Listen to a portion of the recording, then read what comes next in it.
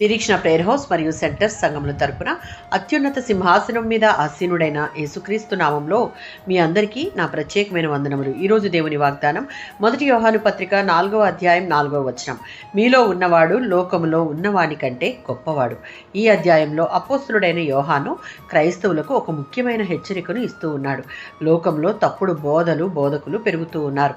వారు దేవుని సత్యాన్ని వక్రీకరిస్తూ ఉన్నారు. అందుకే 1 యోహాను పత్రిక 4:1లో ప్రతి ఆత్మను వాక్యంతో పరీక్షించమని చెప్పాడు. ఇటువంటి పరిస్థితుల్లో 4వ వచనం ఒక ధైర్యాన్ని ఇచ్చేదిగా ఉంది. దేవుని వాక్యాన్ని విని దాని ప్రకారం జీవిస్తూ వారి చుట్టూ ఉన్న తప్పుడు బోధకులను జయించిన వారి గురించి నిజమైన విశ్వాసులు ఇప్పటికే జయించారని చెప్పడం మనం ఇక్కడ చూడవచ్చు. యోహాను సువార్త 16వ అధ్యాయం 33వ వచనం.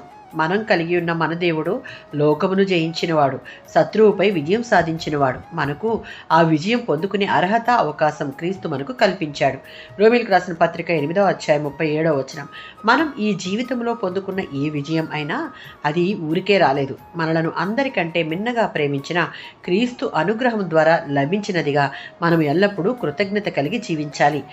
ఎఫెసీయులకు రాసిన పత్రిక 6వ అధ్యాయం 12వ వచనం. ప్రతి విశ్వాసులు పోరాడుతున్న పోరాటము రక్తమాంసములతో కాదు, ఆత్మీయంగా ప్రతిదినము ఎదుర్కొనేటటువంటి యుద్ధాలను, వాటిని ఎదుర్కొనే శక్తి దేవుడు ఇవ్వడంతోనే మనం పొందుకోగలం. దానికి విశ్వాసులంగా మనం దేవునికి చెందిన వారంగా ఉండాలి. మనలను ప్రలోభ పెట్టడానికి వస్తూ ఉన్న తప్పుడు బోధలు, పాపం, శత్రువు మీద మన శక్తి చేత దేవుని శక్తి చేత మాత్రమే మనం జయించగలం. మనలో ఉన్నవాడు లోకంలో ఉన్నవాని కంటే గొప్పవాడు, జయించే శక్తినిచ్చేవాడు. ఆమేన్.